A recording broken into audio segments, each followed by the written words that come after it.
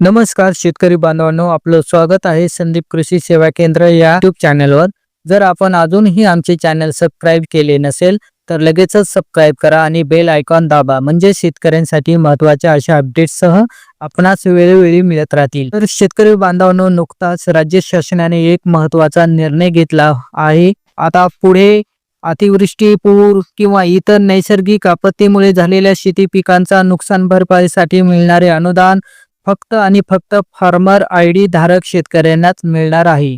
29 April 2025 रोजी शासनाने या संदर्भात परिपत्रक काढले असून खरीप हंगाम 2025 पासून या नियमांची अंमलबजावणी होणार आहे। म्हणजे शेतकऱ्यांना नुकसान भरपाई मिळवण्यासाठी ॲग्रीस्टेक पोर्टलवर नोंदणी करून आपला फार्मर आयडी तयार करणे अनिवार्य आहे।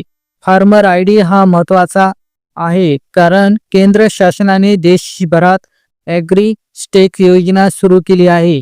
या अंतर्गत शेतकऱ्यांना एक खास ओळख क्रमांक फार्मर आयडी दिला जातो। यामुळे शेतकऱ्यांची संपूर्ण माहिती डिजिटल स्वरूपात उपलब्ध राहील। शेतकऱ्यांना अनुदान व योजनेचा लाभ जलद आणि पारदर्शक पद्धतीने मिळेल।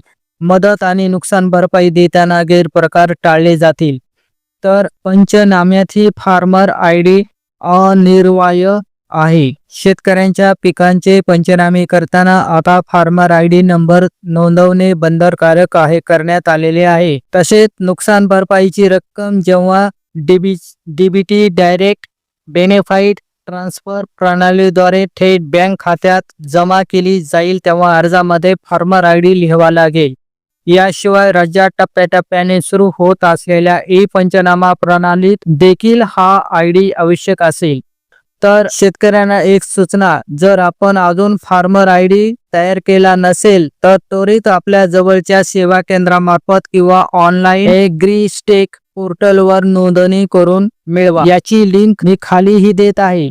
आणि कारण खरीप हंगाम 2025 पासून कोणत्याही नैसर्गिक आपत्तीच्या नुकसान भरपाईसाठी फार्मर आयडी शिवाय मदत मिळणार नाही। या संदर्भातील अधिकृत परिपत्रक पाहण्यासाठी तुम्ही महाराष्ट्र-government.in या संकेतस्थळाला भेट देऊ शकता। तसंच ही वेबसाईट डिस्क्रिप्शन मध्येही देण्यात आलेली आहे। तसंच अशीच उपयुक्त आणि महत्त्वाची माहिती मिळवण्यासाठी आमच्या संदीप कृषी सेवा केंद्र या यूट्यूब चॅनलला लगेचच सबस्क्राईब करा आणि हा व्हिडिओ आपल्या शेतकरी मित्रासोबत नक्की शेअर करा। धन्यवाद। जय जवान जय किसान।